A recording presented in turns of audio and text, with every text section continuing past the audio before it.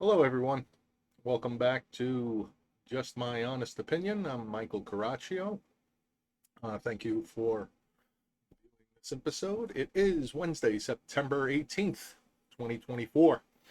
Uh, for those of you new, I pick different topics. Lately, I've been doing generalized topics that hopefully that are, kind of primarily political based, but um, trying to, help simplify some of the issues out there that I kind of see out on social media that some people they do go head to head on it and such, and just trying to help maybe clear some things up, trying to also get some feedback from the folks out there, out in the great internet, no matter what country or area or where they're from. um, Before I start with today's topic, I just want to remind you that I would appreciate it if you can get over to Rumble and share the. Um, Here it comes. Um, Go out to Rumble to find this video and my previous videos. The URL is there.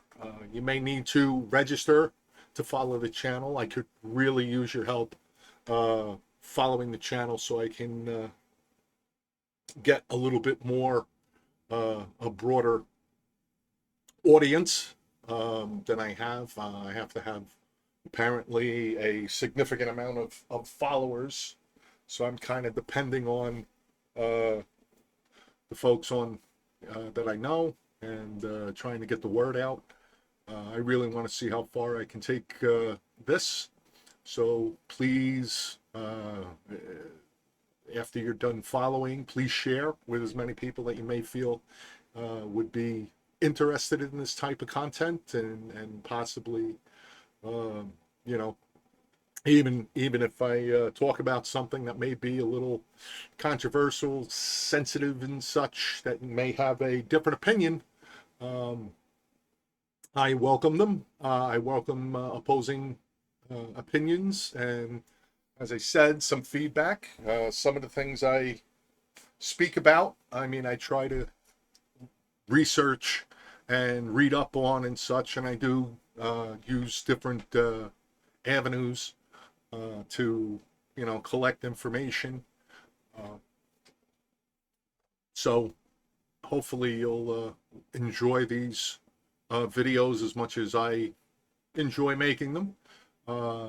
So please get out to Rumble and make sure that you register and follow my channel so that you have access and can like or dislike any of the videos that you want. If you have any, please leave comments. I open to people leaving comments and such. But if you have uh, something that is maybe a little bit more extensive than a comment area is going to have, you can always email me. My email is there, mjcgemini at verizon.net. All I ask is that you put JMHO in the subject, so my mail filter can make sure that I do not miss your email, because it is important. If you have maybe a topic or a subject and stuff you would like to get my opinion on and maybe do a video on and discuss, please also email me and I can do that. Okay, I'll bring that information back when we're all done here. So today's topic gets a little more, um, I would have to say, is something that has been usually bothers me, uh, has been bothering me and stuff for quite some time. It has been over several years and such, but now that I've uh, gotten into doing this channel and such, I feel, of course, it's the perfect medium to talk about it. And the topic basically is government accountability. When is it going to occur, if ever? That's the title of this episode in a sense. What I'm talking about is I don't want to go back over the United States history um, from its founding. I don't want to go back even further and such to, uh, Plymouth Rock or, Columbus. Uh, in essence, it is been a real interesting, and I'm saying that very loosely, time for the past 12 years, 15 years or so. I mean, it's been building up for quite some time, even longer than that, but it seems that it's really gotten to be a little more amped up and such over the last 12 to 15 years.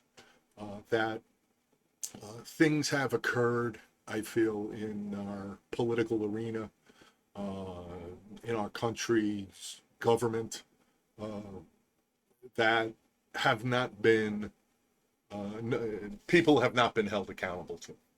What am I talking about? And I don't want, well, you want to think I'm a conspiracy theorist. Again, that's your choice. I don't think that I'm being a conspiracy theorist um, with this. It kind of goes back to I had to pick. I was thinking about, like I said, I've been thinking about these topics, and I figured there's a certain distance back in time I want to go to because I am a believer that you have to study history in hopes of never repeating it. Um, because if you do something, if we as a society, as a species and of human beings and stuff, uh, do don't study history and see how things happen way back when, we are doomed to repeat it. And I don't want this country to be doomed to repeat. Um, and I'm just being very general about it, but just to give you an idea and stuff, I don't want our country to end up like the Roman Empire. I don't want us to end up like I don't know, um, the Manchuria is an example. And if you don't know what a Manchuria is and where that ended up being, it's China now. So you can also look up its history and understand where that went.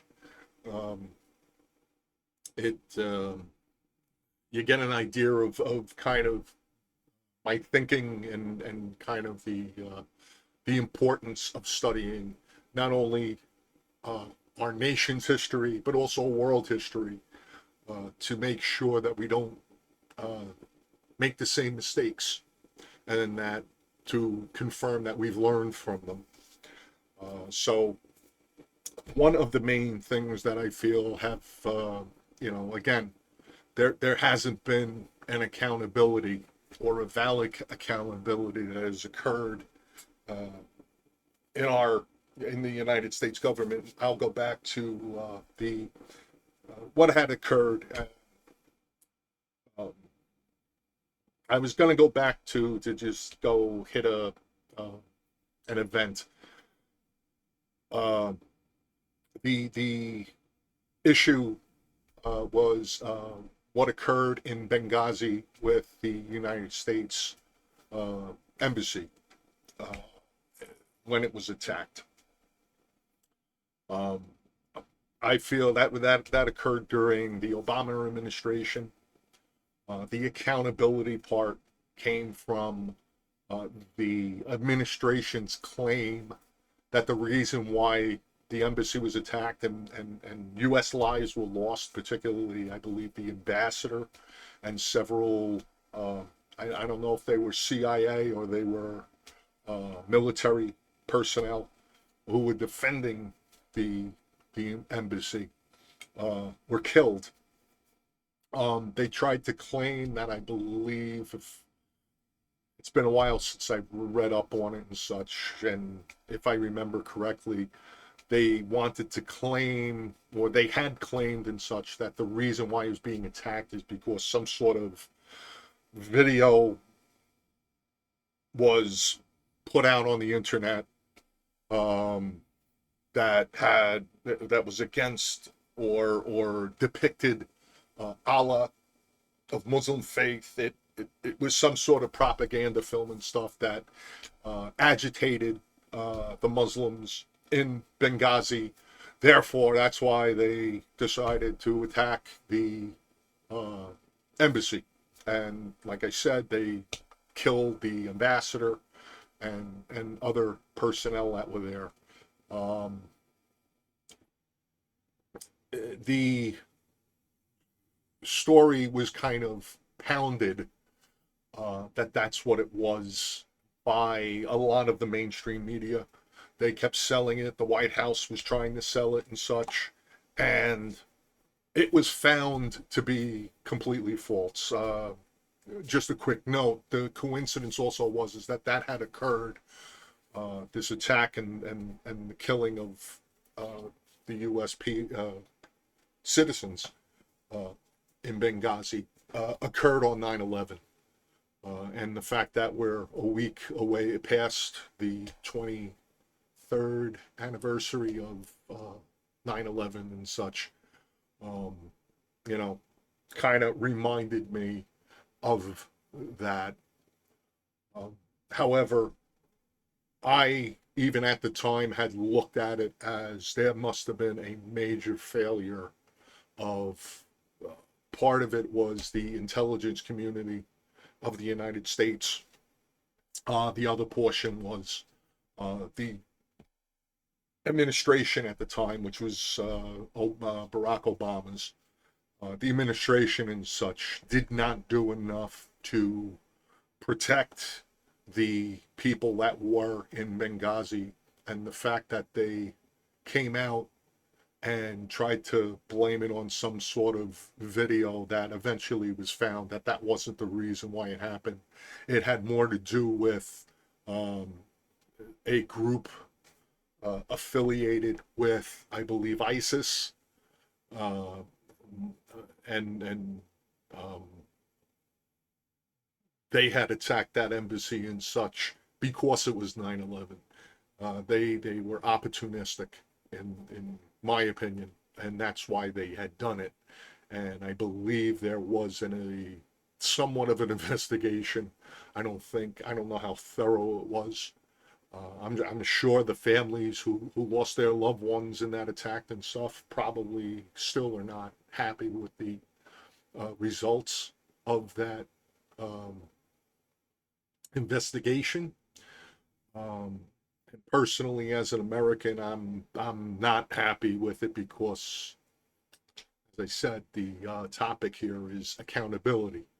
So once it was found and stuff that it really had nothing to do with a video and such, and we allowed, because that's the only way I can describe it, we allowed those people in Benghazi to be killed, was an absolute travesty and an absolute disgusting. The biggest part of it is that nobody was truly held accountable. The president of the United States at the time, Obama, should have been held into account. The intelligence departments, whether it's the CIA, the FBI, HSA, the Homeland Security, HSA, there should have been folks held up by the collar, in a manner of speaking, and stuff, and shown to the American people and say, these are the people that failed to protect our embassy, which, if you're not aware or you have a vague understanding and stuff, embassies and our embassies in other countries are as if it's a piece of the United States, and that's how it's supposed to be treated. It's our land, in a manner of speaking. Other countries, it's the same thing. That's why there's diplomatic immunity in our country for their people, because it keeps the lines of communication. It's supposed to keep the world peace, make sure no misunderstandings occur between, I mean, these are like the primary I'm generalizing, primary and generalization of the purposes of having embassies in different countries, whether it's ours in a foreign land or another country having their embassy here. So that there is, whether it's friend or foe, at least we have a line of communication with those countries and such when crisis arises or issues arise between the two countries. Maybe an event occurs in another country that affects us somehow. We can, if there was a military coup, let's say in the Philippines, and like I said, I'm just being very general, vague, fictitious about it and such. If there was a military coup in the Philippines and such, and of course they overran the president's residence and such, and our president couldn't get in touch with their president, he would at least be able to go to the Philippines embassy to say to the ambassador, what have you heard? What do you know? Because of course the embassy would have more of a direct line, or who really needs to be talked to in that sense. The same would end up happening that if we had American soldiers, let's just say in India, who did something wrong. Our we if our hotline number wasn't working from the White House directly to India and its president and such, we would at least be able to communicate with India through the ambassador who was in India's embassy here in the United States.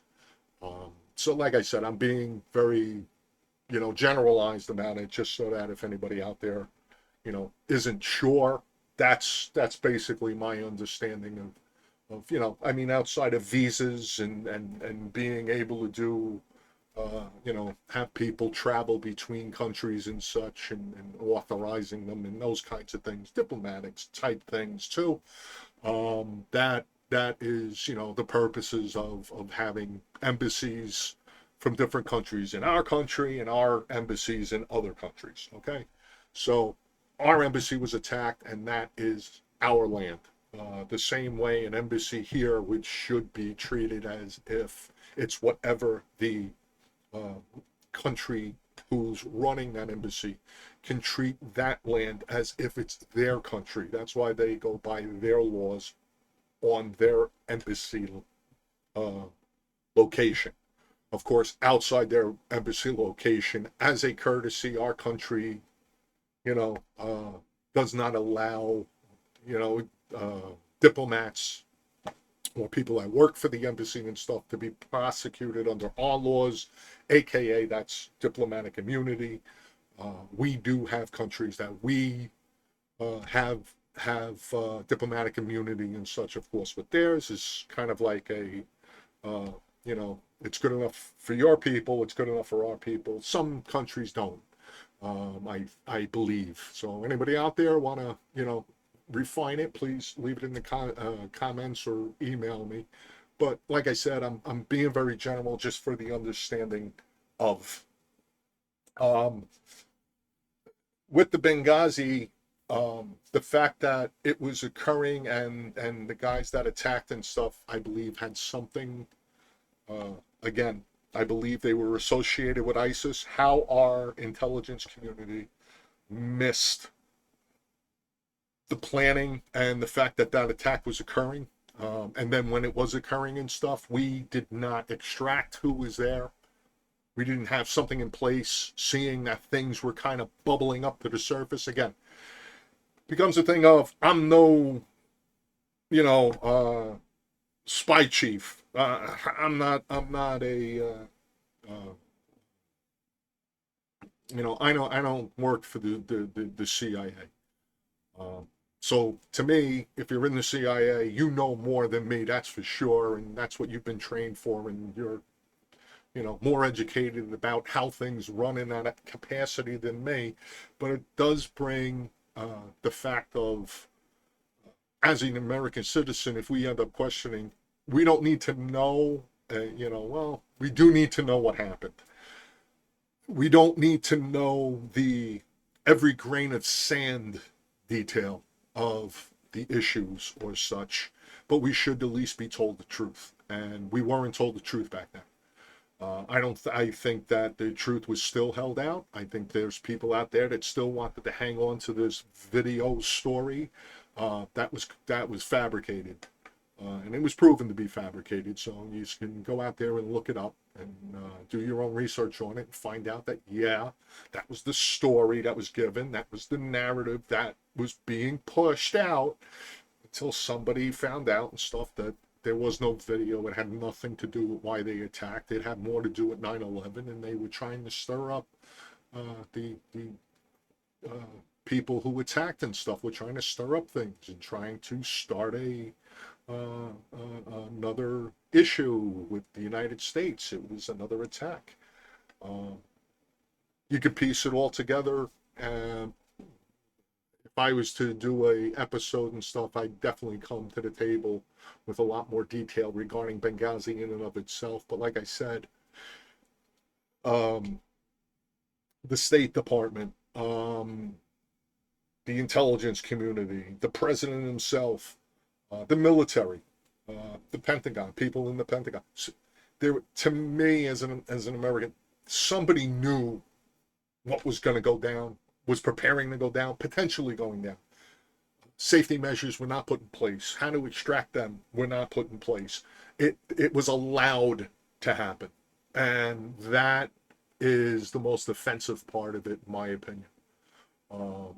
Because I don't know how any American citizen and stuff would have found what occurred at that time and stuff is acceptable. Particularly with the fact that nobody was held to account from our government to be held responsible.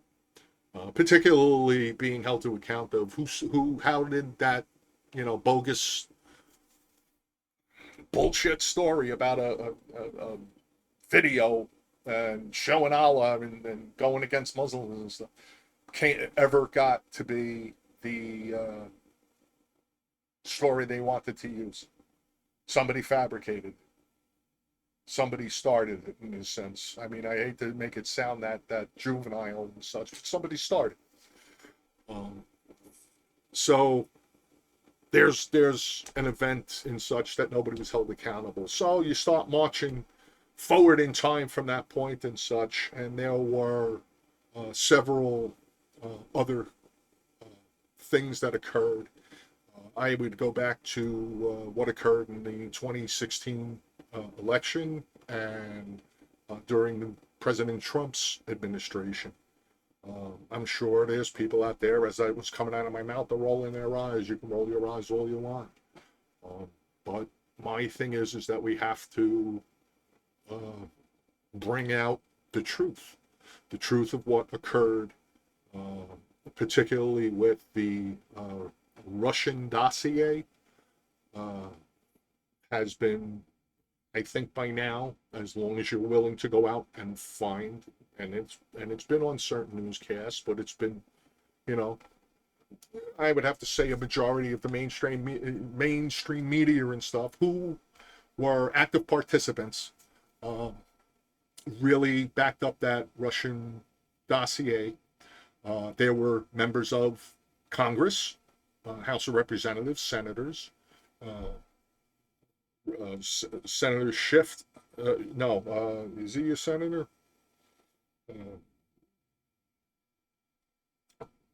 There were several, even the White House, even the former administration and such.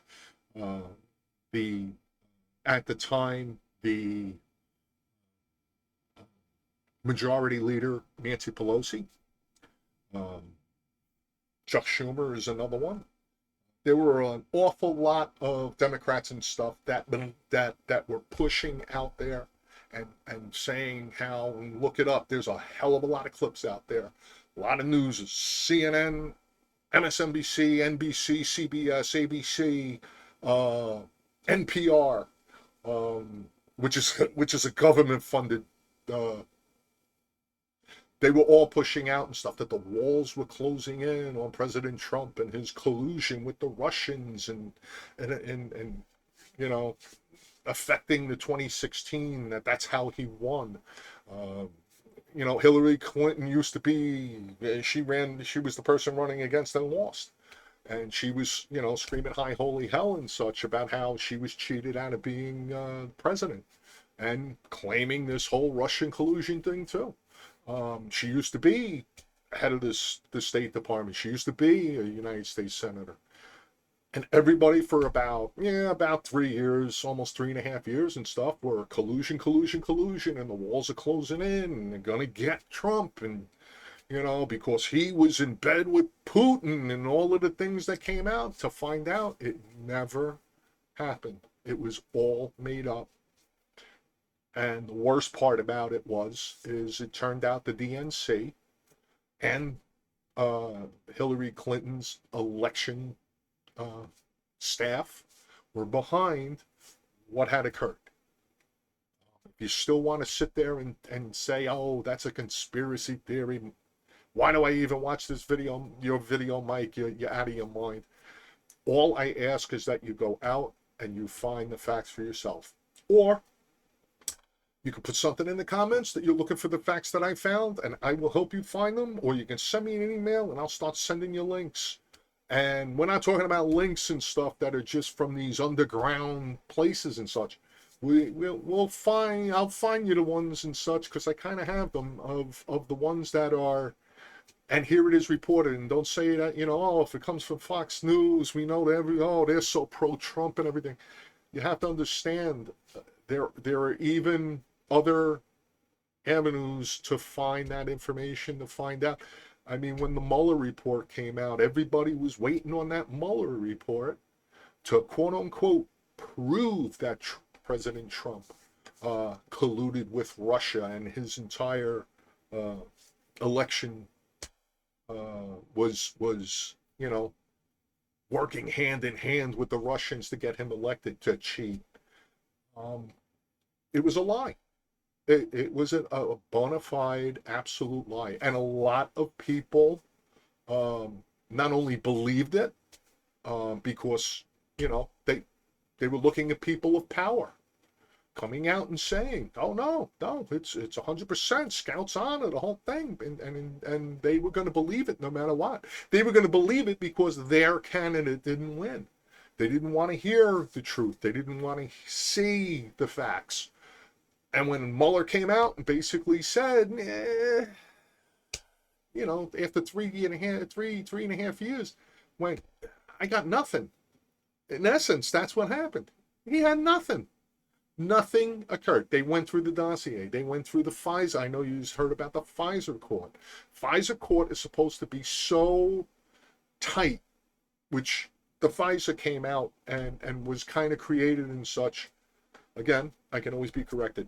But the Pfizer courts were created and stuff after 9/11 in 2001 in the Bush administration and stuff. And what that was supposed to do was supposed to help enhance the Homeland Security Agency, for instance, but also the FBI and the Department of Justice and such, that if an American citizen needed to be what you would call spied on, but looked into for potential terrorist type activity that they felt was occurring and such prior to 9/11, that this FISA court was a court to go to get summonses for things like wiretaps, to look into phone records, wiretaps, phone calls, emails, like collecting information, tailing, the person and stuff to see if they brought them. But in order to get that kind of a warrant from a Pfizer judge, you had to come with zero speculation. This had to be so concrete that the person, because it might be an American citizen, that you were basically going to have to infringe on an American citizen's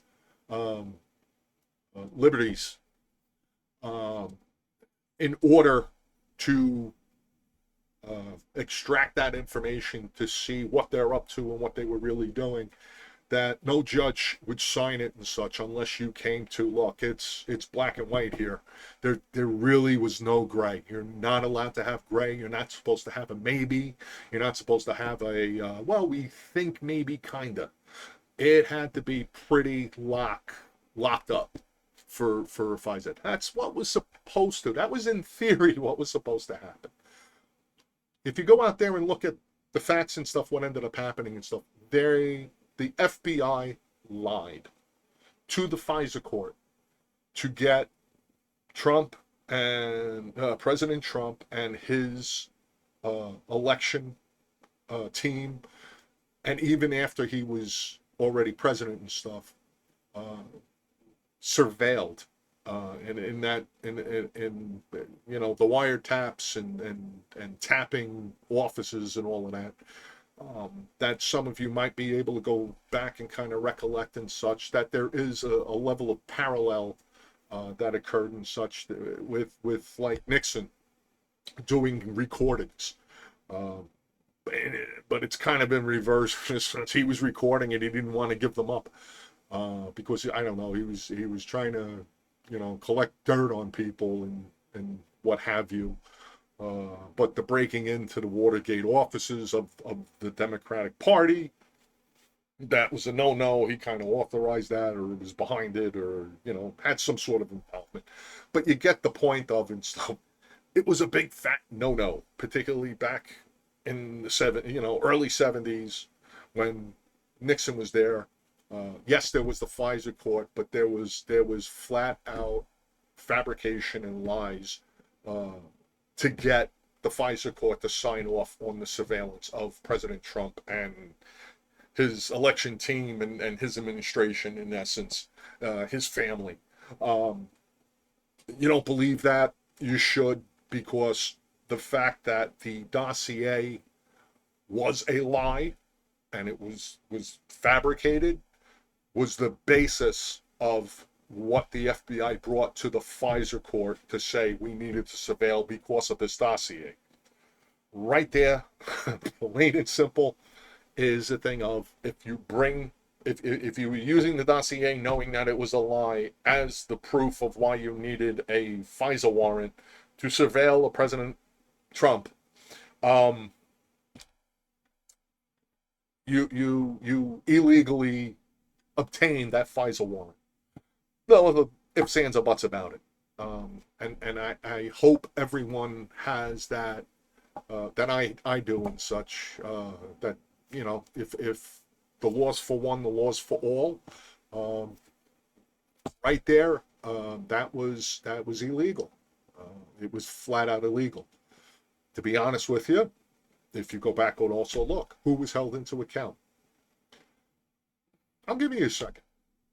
Who was held into account? Who's held to account that was selling, and there's no other way to put it, out there selling this dossier as being, you know, rock solid in the truth, and it wasn't, and causing issues within President Trump's administration and the running of our government, in my opinion, and such, based on a fabricated, flat-out lie.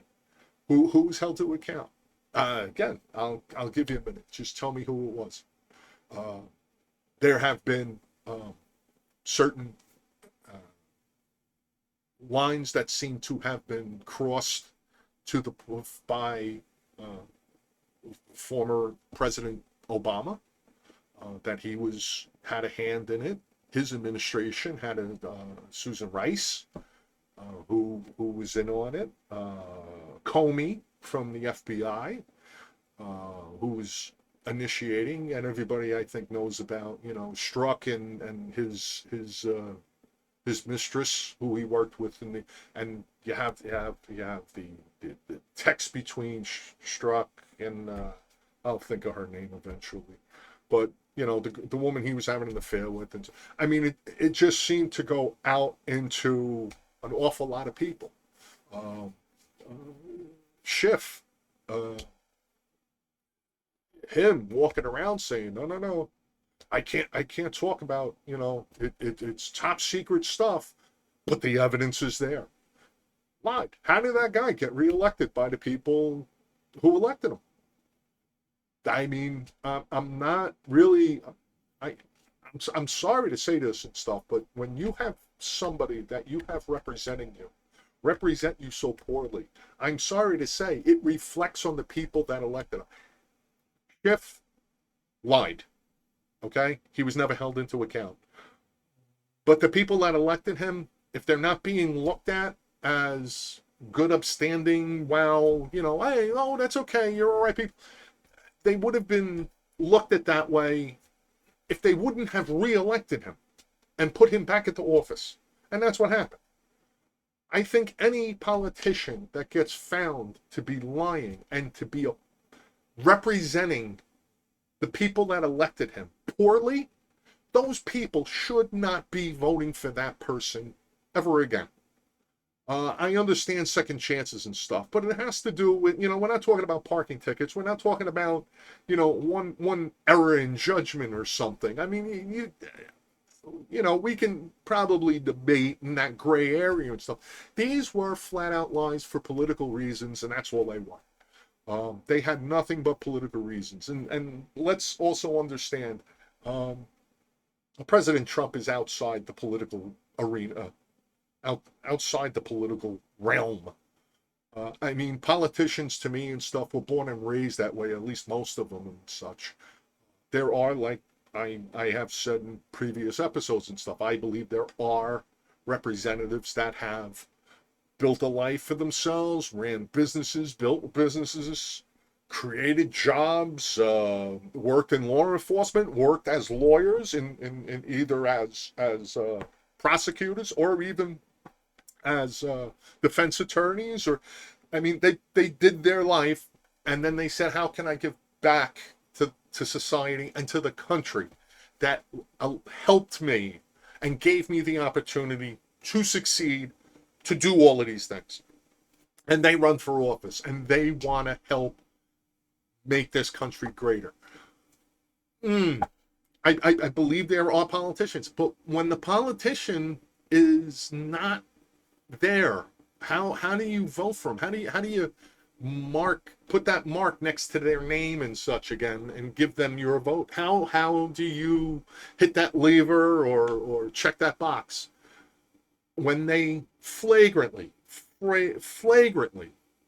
lie, and they're lying to your face?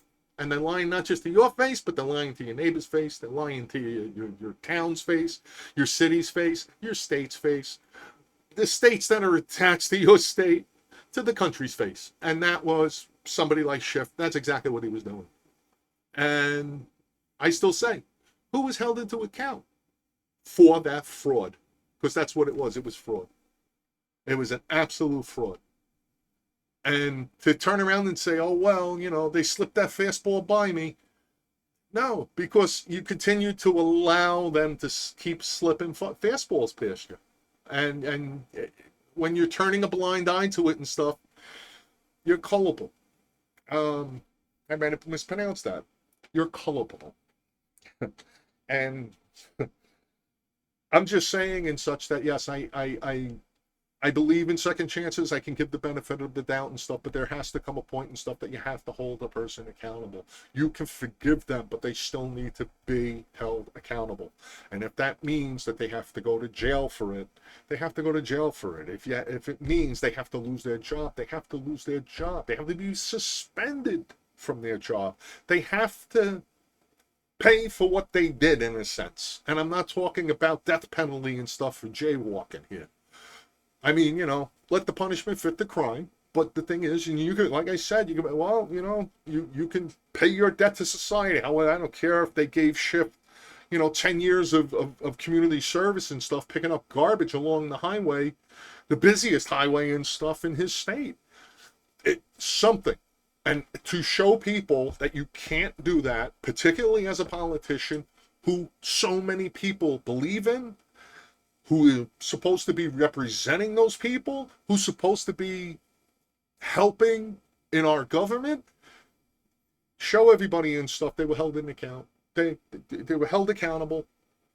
That, you know what? If a janitor did that in a grammar school, lied about a teacher or lied about a student, they would have to pick up garbage on the highway. Guess what? This Schiff is a representative in Congress. He lied about somebody else the way he did. Well, he needs to pick up garbage on, because the same thing would happen to a janitor. You know, and to me, that's exactly how it should be. But that isn't what happens, and that's why we end up with the mistrust of the government, because if there's a lack of that kind of accountability, and then what happens? You know, somebody gets arrested for some stupid little thing and stuff, and they get in the book thrown at them and stuff. They're going, "Oh, I'm sorry, I'm not in Congress. I'm not a millionaire. I'm not a this. I'm not this big whatever, bigwig. I'm not a celebrity. I'm not." Like, where does the line get drawn? Where does the line get drawn? And the line's not supposed to be drawn. What goes for one goes for all. It's not supposed to be selective. The law is not selective. The law is for everyone. It's in the Constitution. It's in the Constitution. I think it's Article 9 or 10. So I know it's in there. Like I say, I some things I know and such. It's just that I don't have it right in front of me. But I know it's like Article 9 or 10 and stuff about, you know, the laws must be equal to everyone. It must not be exclusionary of it only applies to a certain class, a certain race, a certain religion, a certain kind of people. You know, what goes for one goes for all, and that's what is the best thing about our country, is that that's how it is. And then you just abide by the laws. Exceptions can be made in the sentencing. There could be extenuating circumstances, but the law still needs to be applied evenly and to everyone. You know, if I was jaywalking 100 times and stuff, and I kept getting told not to jaywalk and stuff, and a judge throws me into jail and stuff, I can't sit there and go, "I'm being thrown in jail for jaywalking." They can turn around and say, you're causing problems with the traffic and stuff. You've done it 100 times, and then somebody else comes in and they did jaywalking for the first time, and the judge turns around and says, "Don't do it again, or you're gonna get you're gonna get a fine, or you're gonna be put in jail. Just stop doing it." And it's their first time, and I'm sitting, "Oh, it's not an even thing. You put me in jail for 30 days. You letting him go?" It's like, yeah, because you did Mike for 100 times and stuff. It's his first time. I understand all of that, and everybody should accept that happens. Extenuating circumstances, or, sometimes people do an oops. So if the other person's paying a fine for that one time they jaywalked and such, you know what? They were kind of being forgiven, but they had to be held accountable. And that's what happens. I did it 100 times and stuff, and I finally had to be, because the message wasn't getting through and stuff, I had to be held accountable. My problem is that when you're dealing with the government right now and stuff, nobody's being held into account. Nobody was held in account and stuff when it came to the Russian collusion. That is a fact. Comer, the head of FBI, should have been, outside of him getting fired by Trump and such, he should have been held in account and stuff, because he lied. And then he bragged how he lied when he sent agents to go into Trump after he was elected, and he was just president-elect, to try to set him up for failure. And that's what a lot of it went on. If anybody wants to listen to, what really wants to delve into what happened during the Trump administration, you have to be a little bit honest and such. I know there's Dems out there that call it that, "Oh, you don't want to vote for Trump now because, remember the chaos that occurred." The chaos was created. It wasn't his chaos. Yeah, he put out mean tweets. He said the wrong thing, and I've said it in previous videos. I've rolled my eyes at times and stuff with some of the things that are coming out of his mouth. He possibly shouldn't have said it, or either it was something that he said that I feel he shouldn't have said, or it was something that he said that I know he could have said better. that was said so poorly and stuff that I knew somebody was going to have an offense to it and stuff. But some of the things are just being blown up out of proportion. The whole dictator thing. Go back and read, either read what he said or view the entire clip, and you'll understand what I'm talking about. I know what he was talking about being a dictator. He doesn't want to be the dictator. He wants to be the president, as the Constitution specifies, as our laws specify. He was phrasing it in such a way and stuff because there was closing the borders. Yeah, if people want to call him a dictator, his thing is like, okay, if closing the borders is going to make people call me a dictator, then I'm going to be a dictator as I sign that piece of paper. But once it's signed and stuff, I'm done being a dictator. I close the border. That's what he meant. Go back and look at the clip. Go back and read the whole context of what he meant then. And then you'll understand and stuff what he meant. He doesn't want to be a dictator. So you have to understand too, the accountability is such a key thing, because I so believe, because the reason why I started off with Benghazi and then I went to the Russian collusion is the envelope keeps getting pushed. Nobody was held in account for Benghazi. So they pushed the envelope a little bit more. If you're not going to do anything to me for doing that, let's see what else we can do. And then they did a little more, and then they did a little more, and they did a little more. And then they got to the Russia thing. And nobody was held into account. They held that up for 3.5 years. And hell, if you're not going to hold anybody accountable, even after you catch them, they're going to push and do a little more.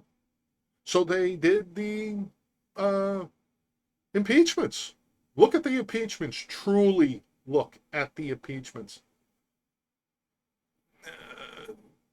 If he truly did something wrong, the Senate would have had him removed. They would have voted and had him removed from office. There was nothing there. You know it was all political. You have to know it was all political. You also have to know in such that the things that they were trying to hold President Trump an account for, most of that stuff never happened.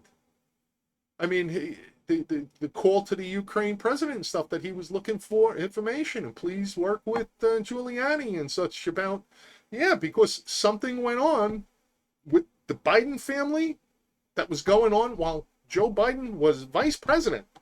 Maybe even before that.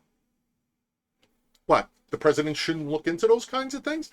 If he feels that he's supposed to defend the Constitution, you're damn right he's supposed to. Especially if another political figure that who's still operating within the government and such and has security clearance is interacting with a country not above board, not transparently, doing behind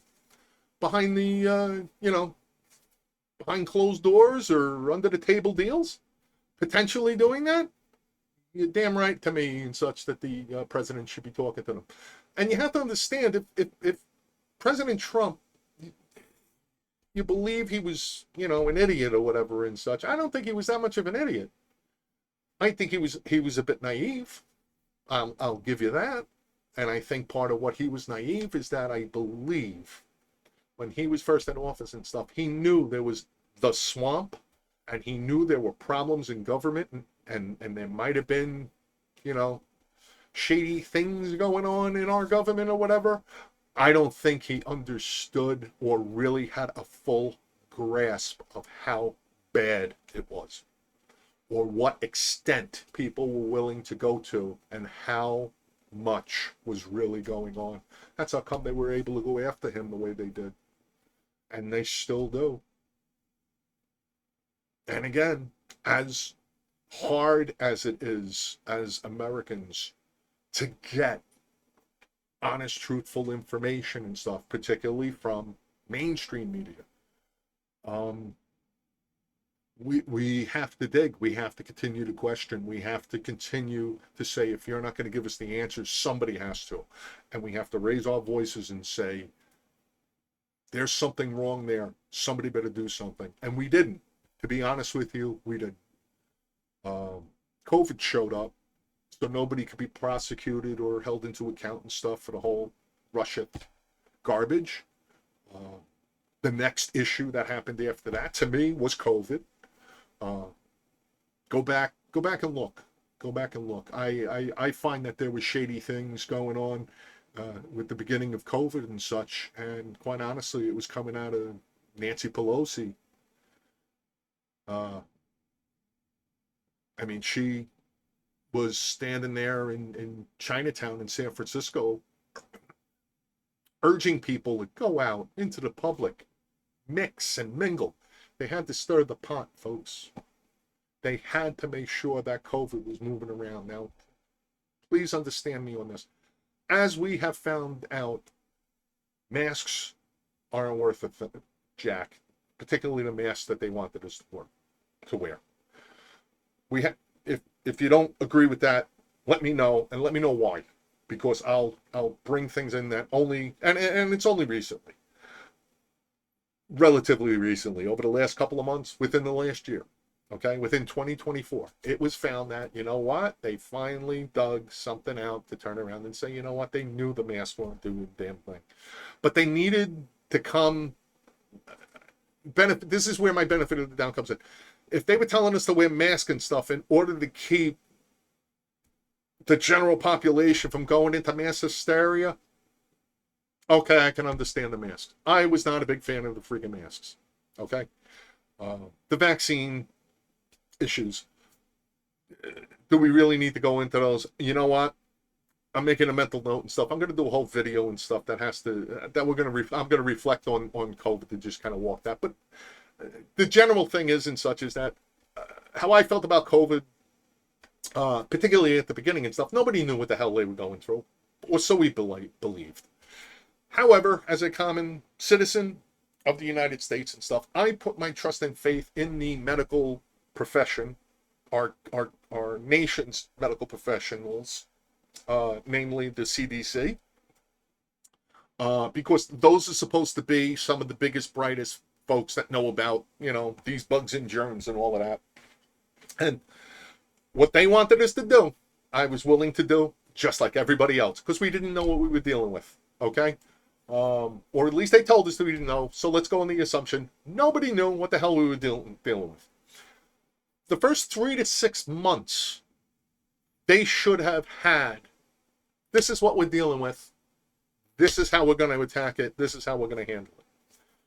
President Trump, because he was still in office at that time and stuff, did the best he could and stuff by basically getting into motion our pharmaceutical companies and stuff to work on a vaccine, because they found out it was the COVID-19 and such. And that was all the warp program that he had. And they came out with a vaccine very quickly and stuff. And yes, it really hadn't been tested, but they had to, because we didn't know what we were dealing with. Or so we were told. And I'm giving, like I said, I'm giving the benefit of the doubt. Fauci and Pelosi, and apparently it became more evident to me after like the first 6 months, I'll say in the 9th, 10th month of going through the COVID thing, that I started to see a political element go on. And the political element that I started to see and stuff is that they were pushing too much. Not so much to wear masks, not so much to keep distance, but they started to push on how Trump was being a racist because he was calling it the China virus. Everything that was going on, this deadly countdown that was going on, CNN, day in and day out, showing millions of people that were dying. And they wanted to start worrying about what Trump was calling. It was called the China flu. Oh, that's racist, because there were countries that were experiencing COVID in an elevated, and he didn't want them coming into this country. All of a sudden, he's a bigot. That was the thing to hone in on. Shouldn't we have come together at that time? Fauci, Pelosi, President Trump, anybody else in the House of Representatives, anybody else in Congress, doesn't matter what party and stuff. we had a pandemic going on. Shouldn't we have come together and stuff to turn around and say what's best? We don't want to panic the country, the population. We want to bring them comfort. We want to bring them, everything's going to be okay. We're going to get through this. Didn't everybody want that? But no, they were the ones that were pumping out Trump being some sort of misogynist, some sort of racist, being a bigot, homophobic. He was being Islamophobic. And I'm sitting there and I'm going, what's going on with the virus? How are you curing us, protecting us, giving us a way to get treated? Number one priority it should have been, but they didn't. And I invite you to just take a period of time that you go out and you look at what occurred, the timeline on it, and of course leading up to the 2020 election. That's all they talked about. And then once they put Biden into the White House and placed him there, I mean, all of a sudden it was, COVID was Trump's fault. It was poorly handled by Trump. He was the one that ended up putting, as I remember, because I'm from the New Jersey area, I'm only right across the river from the Hudson River. I'm only across the river from the Hudson River. Apologies. I'm only across the Hudson River from New York. He put those hospital boats over there to say, you need room in those hospital? Boom, here's a boat. And nobody was using them. Nobody was using them. The respirators, nobody was using them. He ended up getting as many as he could to whatever hospitals needed them inside. They were either being sold or they weren't being used. There were people dying, yes. But were they dying of COVID? That's the question. Why aren't we still counting the bodies? For the amount of bodies that had, everything was being marked off for COVID. Now, what does it have to do with today's topic, boys and girls? The thing is that nobody was held accountable for not mistakes, for flat out lying. And they lied for years. Years. I understand making a mistake in the first 3, 6, 9, maybe even 12 months. But they're supposed to be the educated, having a hell of a lot more information than I could ever have and such. And as it was found out, no, they had the information. Our kids didn't need to be locked out of their schools and stuff for as long as they were. Nobody was held accountable. So there's 3 instances, as like I said, from Benghazi to the Russian dossier and Russia collusion to COVID. They kept pushing the envelope. How are they pushing the envelope now? Take a minute. Get your emotions in check. Just put them to the side and look at it logically, folks. Look at it logically. If you're not held into account, you're going to do one more thing. That's how, like, pot ends up being a gateway drug. Wow, I can handle pot. What else is there? Oh, this will give you a different high. So you do the different high, and you take another thing. Oh, I don't feel enough. So you take the next thing. I see it as that kind of thing. You take one drink. I can handle my drink. I start off with beer. Then I move up to something else and something else and something else until you're drunk.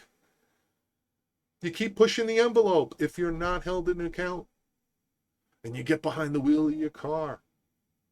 Or you're doing something really stupid that you probably shouldn't have done. Or you lie and lie and lie and lie. And if you're never held into account and stuff, the lies get bigger and bigger and bigger. And to me, that's exactly what happened.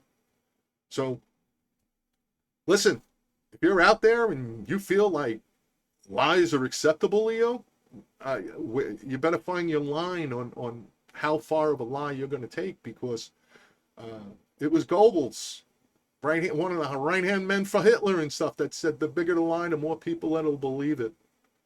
And I'm not saying the people that have been believing, what's been coming out of the Democratic Party and stuff, or little Hitlers or Goebbels or anything and stuff. But I think you need to take a step back, take a nice deep breath and stuff, and really look at what they're telling you and stuff, and look at how much of a fact it is. Because I don't think there's a fact. And I hope in my next episode that I do and such, I think I'm going to talk about hyperbole and lying and the difference. But I'm just trying to say is, if nobody holds a liar into account, what's going to stop the liar from continuing? Somebody has to be. They're going to, if somebody breaks the law and they're never held to account, what do you think? They're going to stop breaking the law? Come on, some of you have kids. If you don't tell your kid that they're doing something wrong, they're going to keep doing it. And then they're going to do it at a higher, bigger level. My mom used to say, what's cute at 5 isn't going to be cute at 15. If you don't hold your kid accountable and correct bad behavior at a young age and such, the behavior is not going to get any cuter and it's not going to get any better. You have to teach your kids how to be held to accountability. We have to do it with our government. We haven't been doing it for quite some time. And I think we need to. We need to get back to that. And remember, we the people are in charge. Hold the people you vote for and you elect accountable. If they lied, when did it become acceptable for politicians to lie? Wasn't that what everybody hated about politicians? The ones that lied? Well, you felt like that's all they do is lie? What? Lying is acceptable now because you hate somebody else? Well, I'll give you my quick opinion on that, folks. If you got some sort of a sign or a banner that says, hate has no place there, and you believe that hating a person is worth not voting for them and voting for somebody else that's willing to lie, tear down those hate has no place banners, posters, whatever, scrape the bumper sticker off your car, because apparently it does have a place. It has a place with you, and you better hate somebody for the right reasons. I don't think you are. I think a lot of people, hate a guy who was a president based on lies. I'll be the first one to admit you. Let me know what it is that you hated President Trump for. He could be obnoxious. I'll give you that. But he produced results. He did the job. And you knew what you were getting. He said he was going to do it, and he did it. He literally did. So, all I can hope for is that you hear what I'm saying. It's about accountability, and it's time. I don't care which side of the aisle they're on. You hold your politicians and your representatives of you in our government accountable. All of them. Don't just pick and choose. Well, hopefully I'll hear from you. Please give me some feedback. Let me know what you think. I'm very open to hear you. I truly am. And I'm not going to skirt over anybody. I mean, if you make a point and quite honestly, sway me. I'm not one of those, change my mind. If we can disagree, we'll disagree and stuff. But if you come with a strong argument and such, you might actually get me to go, that's another way of looking at it. Maybe I didn't look at it, because I'd like to think that I am a person who tries to look at both sides of a coin before making that decision, thinking before I speak. So if you can, please make sure you get out to Rumble and such, and there's the URL. Follow my channel. If you need to register with Rumble, please do. I mean, it really is a simplified platform. It's not overly complicated, and the other thing is that they really allow, in my opinion and stuff, that there is a lot more freedom with not freedom. They protect the First Amendment and stuff a little stronger than YouTube has, and until I'm hoping YouTube is turning around. They just weren't doing such a good job to me for a while. Plus, Rumble has been such a simple platform when it comes to controlling and owning my own content and being able to you know, function, for me to function with it and such. I hope to also, if I get enough followers, I need a whole bunch, but I feel that I have the possibility of getting enough followers that I can at least simplify my URL down to something better than the default URL you see there that they gave me. Again, if you just want to agree or you want to disagree with anything that I have said in this video or any other video that I do, please do let me know in the comments out on Rumble. If you feel that you got a lot to say, that just, you don't want to sit there and have one general public in the comments and stuff, please, I insist, email me at mjcgemini@verizon.net. Please put JMHO in your subject line so that I can make sure that I don't miss your email, and I will address it back. You could give me your name.